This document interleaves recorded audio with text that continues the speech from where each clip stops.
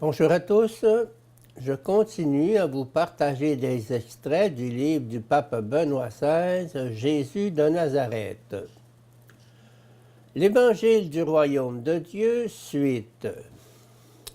Le Christ renvoie à lui-même. Le royaume de Dieu, c'est lui-même qui se trouve au milieu de nous.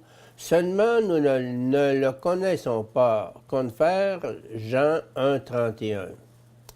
Si c'est par le doigt de Dieu que j'expulse les démons, c'est donc que le règne de Dieu est survenu pour vous. Luc 11,20.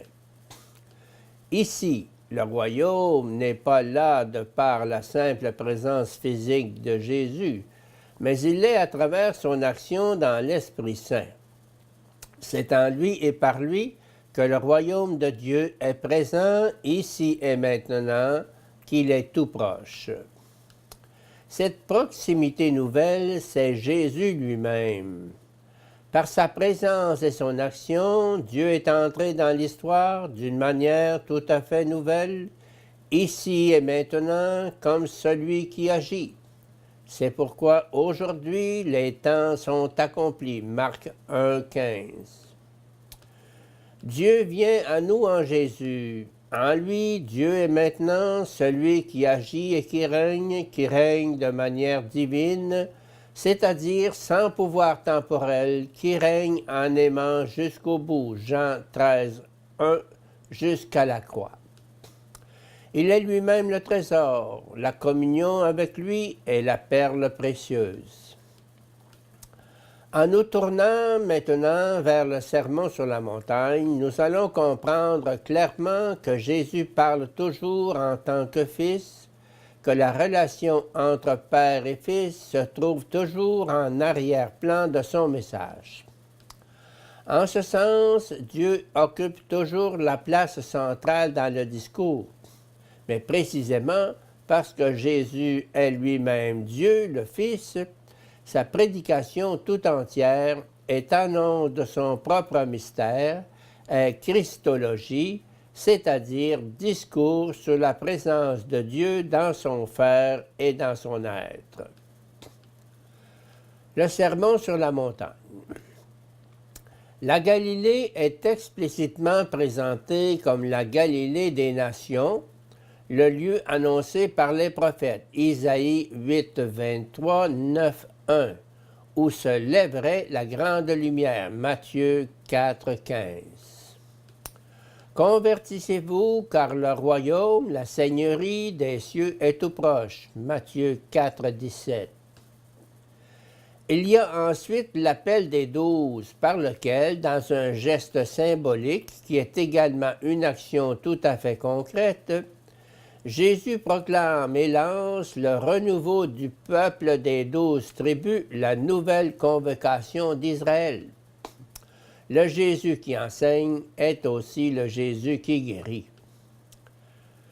Matthieu nous présente Jésus comme le nouveau Moïse. Quiconque écoute et accueille la parole peut devenir disciple.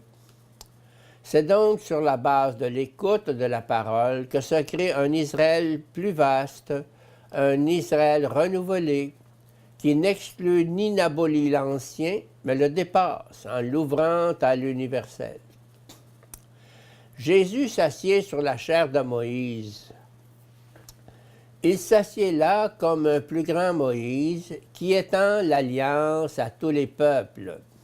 Du fait qu'il s'agit du lieu du discours de Jésus, c'est simplement la montagne, le nouveau Sinaï. La montagne est le lieu de prière de Jésus, de son face-à-face avec le Père. C'est justement pour cela qu'elle est aussi le lieu de son enseignement, qui procède de l'échange le plus intime avec le Père.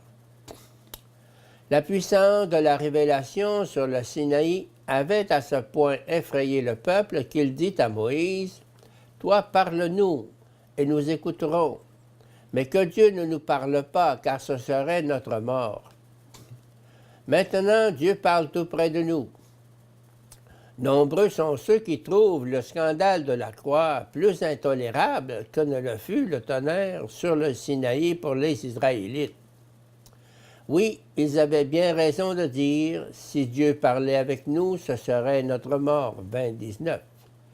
Car sans une mort, sans le naufrage de ce qui est seulement nôtre, il n'existe pas de communion avec Dieu ni de rédemption.